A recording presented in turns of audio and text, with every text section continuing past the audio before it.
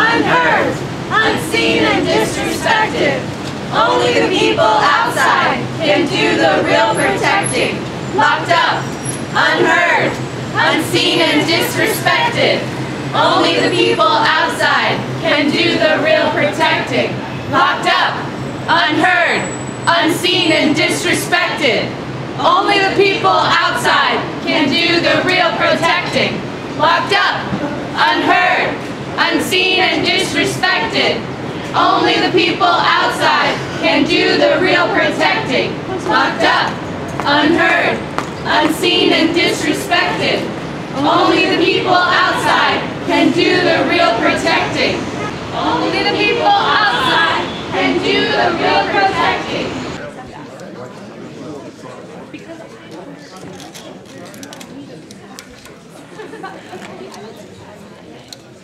So this would be a good opportunity to hear from the department on its own evolved thinking in regard to the proposed rule, in addition to the items that they are going to update us on.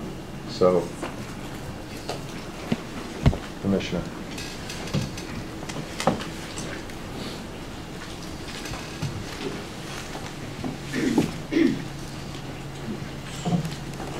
Good morning.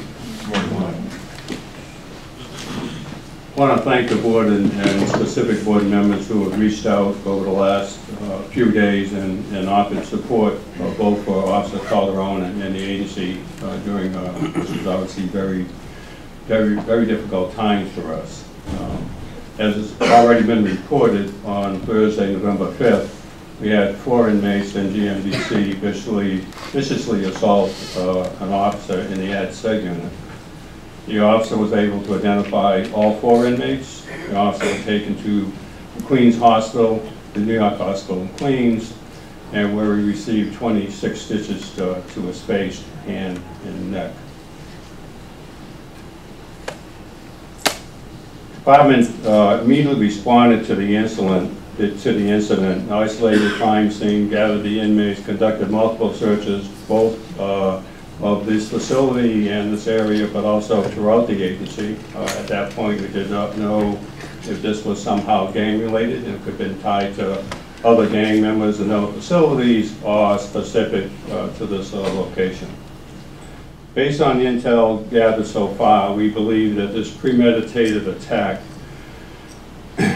was an isolated plan by the inmates in this particular housing unit.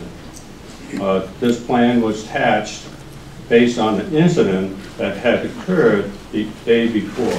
Hell no to the status quo. These prison walls have got to go. Hell no to the status quo. These prison walls have got to go. Hell no to the status quo. These prison walls have got to go. Hell no to the status quo. These prison walls have got to go. Hell no to the status quo. These status quo have got to go. Hell no to the status quo. These prison walls have got to go. Hell no to the status quo. These prison walls have got to go. Hell no to the status quo. These prison walls have got to go.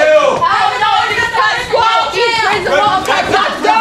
Hell no to the status quo. These prison walls. Rikers is a waste of public funding. Rikers is a torture chamber. Put that sign down. No justice. No peace. No justice. No peace. No justice. No peace. You don't need to grab me, I'm coming. No justice. No peace. No justice. No peace. Black lives matter. Black lives matter. Black lives matter. Black lives matter. Black lives matter. Black lives matter. Black lives matter. Black lives matter. Black lives matter. Black lives matter. Rikers is failing. Shut it down. Shut down Rikers. Good morning, ladies and gentlemen. Good morning. My name is Norman Seabrook, and I'm the president of the New York City Correction Officers Benevolent Association. I heard the chief of department thank you for your cause and consideration for the correction officer that was viciously slashed the other day in the George Motion Detention Center. But the Correction Officers Benevolent Association didn't get a call about our member. So calling the managers about the member as opposed to calling the men and women that do this job every day, probably would have meant a lot to them. But for that, it is what it is. You know, you're entitled to your own opinion, but you're not entitled to your own facts. A lot of what you saw on the screen looks good, sounds good, but it's not the real deal. A lot of what you see and what you hear is not the real deal. I do believe in reform. I do believe that a child should be, a 16, 17, 18-year-old that's incarcerated should be allowed to hug his mother, father, sister, brother, child. I don't believe a petition needs to be put in the middle of them. But for the most violent inmates, yes, I do. That is the case. You need to separate them. But what you're doing is you're turning the entire population one-sided. Reform is needed on both sides. You cannot continue to reform a system without reforming both sides of it. 90% of the inmates that come into the city's jail system come in, they want to do their time, they want to go home. 99% of the correction officers that come to work want to do their job to the best of their ability and go home, the same way that they came to work. It's unfortunate that we don't have the opportunity to have law and order in the city's jail system.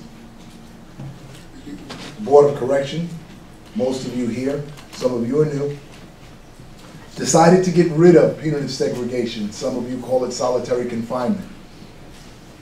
So what do you do with the two young men, 18, 19 years old, that tried to take this correction officer's life? You put him back into another housing area, and he gets the opportunity to yet slash again, yet cut again.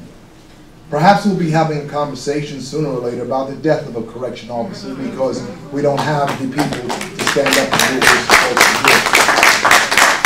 I'm not suggesting that we use punitive measures on individuals, but you can't sit down and have reform and talk about you can't defend yourself because you can't punch a person in the face that's trying to cut your throat and take your life. There are no more timeouts in the city's jail system. If you were on the streets of New York City right now and someone put you in a headlock and took a razor blade and began to carve your face, are you going to ask them to stop, please, let me punch you in the stomach, or let me punch you in the arm? No, I think that what you would do is you would swing and you would fight for your life. We are fighting for our lives every day. We are understaffed. We are overworked. Some of these young men and women that are in jail, they're deathly afraid to be in jail themselves. The criminal justice system continues to lock them up for jumping the train, put them in jail for stealing backpacks that they didn't even steal for 3 years, and yet we're made to be the scapegoat. We're made to be the blame. Correction officers are professional law enforcement officers. We didn't put them there. We didn't ask for them to be there. It's up to you guys to come up with real policies and procedures on both sides. I've asked and sent letters to each and every one of you inviting you to come to Rikers Island. Not with the commissioner, with these screens of how you doing, how you feel. Come and see what it's like to walk in the boots of a real New York City correction officer for 8 hours a day, 16 hours a day. Come see what it's like to have urine and feces thrown in your face and have the supervisor tell you, wipe it off, go take your post. Come see what it's like to be abused every single day, not by all, but by a handful of them. The Bloods, the Crips, the Latin Kings. Come see what it's like to have a contract put on you that when they decide to slash your face, they will. Now, I know yesterday some of you say, well, you've asked for Joe Pont to be fired. At the end of the day, if you don't know what you're doing, you don't know what you're doing. We can't afford to die because you don't know what you're doing. Calderon was my core. I, as a female, going into GMDC every day, I do medication. So I see every type of inmate every day. From the adolescents to the MOs to the adults. Everybody. I've been told sometimes that I'm too friendly. I have a 4-year-old daughter.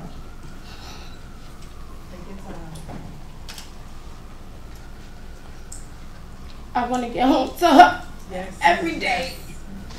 Another job. I could get another job, but this is the job I'm passionate about, sir. And I understand that you're passionate about what you're saying. Speak to who matters. But I'm Okay, look. One thing that we're passionate about here is that when someone is speaking, the rest of us listen. That's the way it's been at every meeting that I have chaired. That's the way it's going to be. Anybody who wants to talk will get their chance. Anybody who wants to speak can speak in the public comment period. We got your back, Mo. Don't worry, baby. Speak.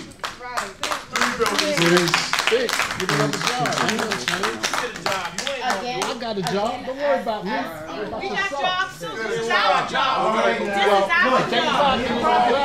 Look, I meant what I said.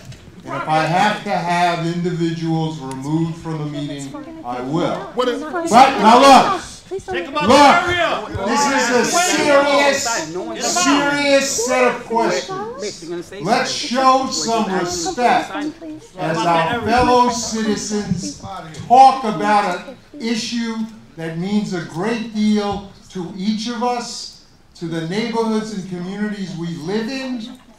Let us act responsibly and respectfully to each other. We try to listen hard, and I think the record shows that we have listened. The commissioner and the department listen. This is a place to speak and listen. Please, let's be respectful. I, as a correction officer in GMDC for 11 years, I've been in the same building. I've seen reform work and I've seen it not work. As an officer who works with Calderon and various other officers who I've seen myself get splashed, feces thrown on, spit on, disrespected. We come to work. I, as a correction officer in GMDC on Rikers Island, period, invite you board members along with the commissioner or whoever else wants to walk. Not when the building is shut down, put the inmates away so you guys can have a clear path to walk down what looks like is working. APU, not working. None of those programs seem to work. What I invite you guys to do is come sit with us on a Friday when we have A through Z visits, when we have medication running while the feeding is going and we supposed to control the environment. It's hard. It's hard, very hard to do this.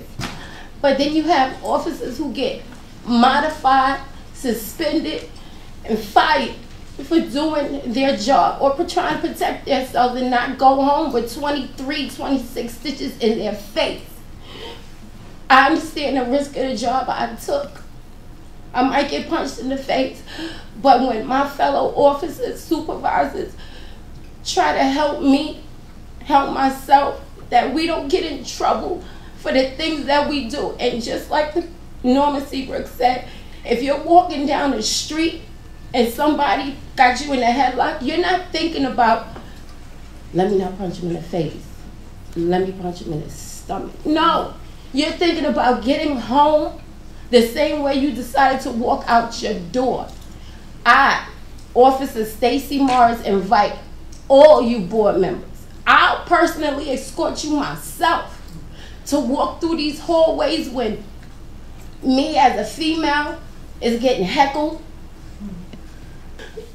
Come to jail on a busy day when we don't shut down the building. I want you to walk through those hallways with me. I'll take you myself so you can see how it is to work in a man's jail for 16 hours and I have to think about every move I make because I might get fired and I just came to feed my daughter. That's it.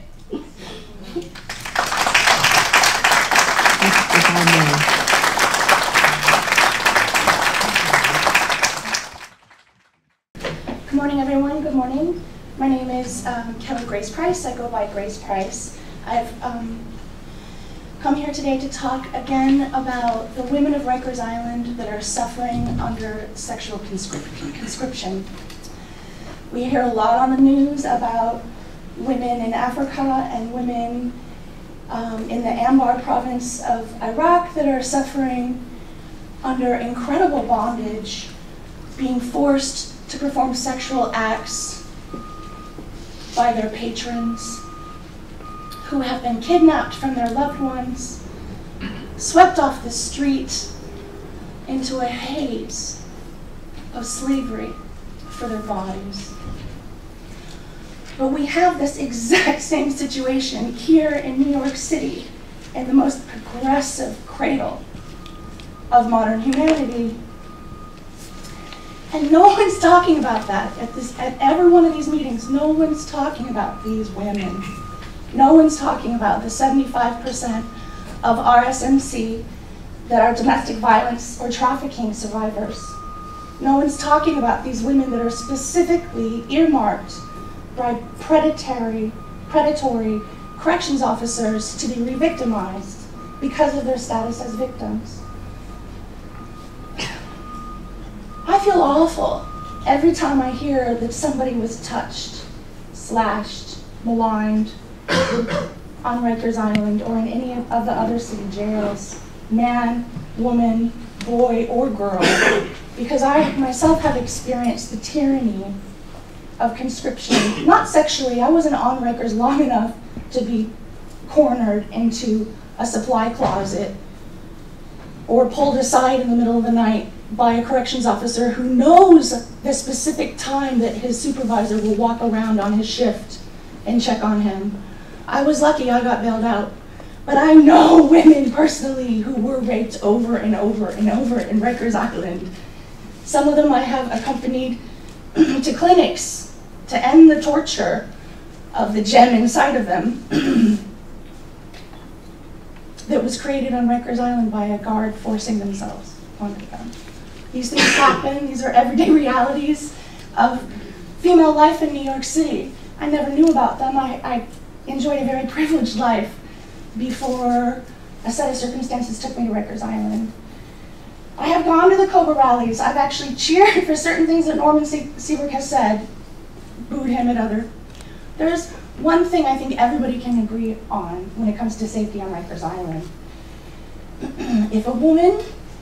If you're a corrections officer and you know that a woman in your dorm or your block is being patronized by a corrections officer, you need to call him out on that. Because the burden of their rape is on you, corrections officers, too, for turning the other cheek and for allowing this to happen. Locked up, unheard, unseen and disrespected. Only the people outside can do the real protecting. Locked up, unheard, unseen and disrespected. Only the people outside can do the real protecting.